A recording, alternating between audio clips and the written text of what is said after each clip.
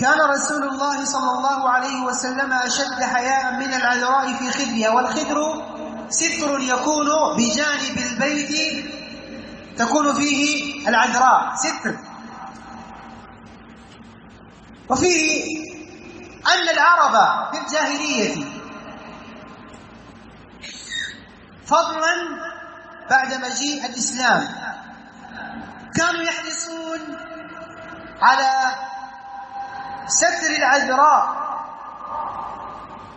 وعلى صيانتها وعلى حفظها حتى يكون لها خدر. والمؤسف أن هذه الأمور لم يعد لها وجود في مجتمعات المسلمين إلا من رحم الله تعالى. ليس هناك عناية بالحفاظ على المرأة لا سيما الذكر إلا من رحم الله تعالى، ولهذا صرنا نفجع ونفاجأ بحوادث تنكأ القلب.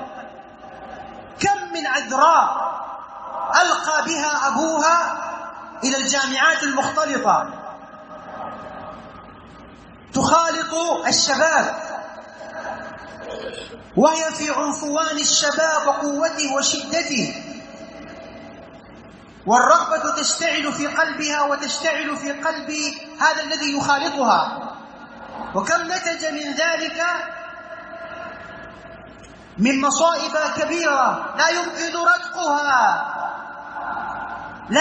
ردقها، لأن المرأة إذا فقدت عذريتها فلا سبيل إلى أن يرد لها ذلك. كم من قصص سمعناها من بنات صغيرات ألقي بهن في هذا الأتون المشتعل من الرغبات والشهوات، ثم إنها فقدت أعز ما تملك فزني بها، وربما حملت وربما قتلت من حملته ولا ذنب له. قصص كثيرة يندى لها الجبين. قبل أيام اتصل بي أحد الإخوان وذكر أن بنتا خرجت مع بعض أهلها زاعمة أنها ستسافر معهم لحضور عرس في مدينة أخرى. بنت بكر خرجت وأهلها ما عندهم مانع، يقولون هي مع أهلها وهي في الحفظ والصون، وإذا أنكر عليهم منكر من أمثالنا يقولون أنتم قلوبكم مريضة، أنتم لأنكم تفكرون. هذا من الظلم سبحان الله.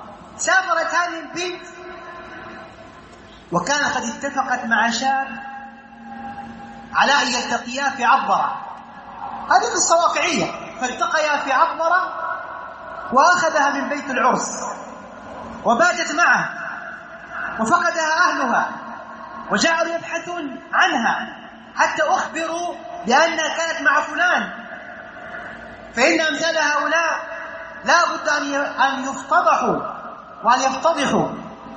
فلما بلغهم أن الأهل يبحثون عنهما فهو معلوم. طبعا يا جماعة الرجالة بتكون 200، الرجالة بتكون بعد ما يقع الفاس في الرأس، الرجالة بتكون 200. متى تظهر الرجولية والحمية؟ في الصيف ضيعت اللبن كما يقول العرب. بعد أن تحصل المصيبة القتل العار لا يغسل إلا بالنار. وأين كنت يا مسكين؟ أين كنت؟ أين كنت؟ فهرب إلى أن ذهب إلى كسلة.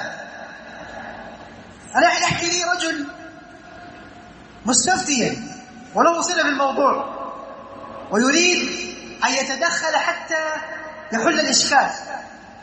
قالوا في كسلة هذه الأيام أصابهم مطر شديد فاضطر إلى الظهور فقبض عليهم الأمن. مصائب كبيرة يا إخواننا.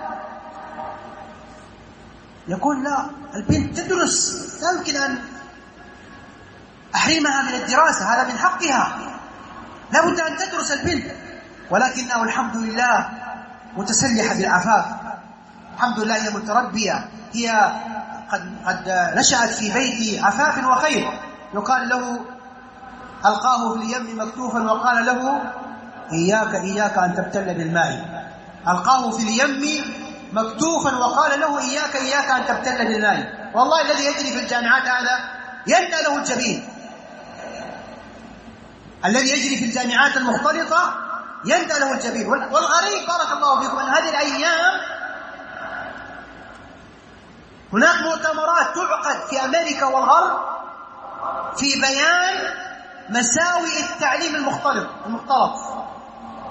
وذكروا أن طبيبا أمريكيا اعتزل مهنة الطب لينشر أضرار التعليم المختلط وليحض على التعليم غير المختلط. حتى ذكر، هذا موجود الآن تجدونه في الإنترنت وغيره، حتى ذكر أن 500 مدرسة في أمريكا اعتمدوا على التعليم الذي ليس فيه اختلاط. أما الآن هؤلاء يريدون أن يزيدوا الاختلاط زيادة في بلاد المسلمين. إذن الأمر خطير.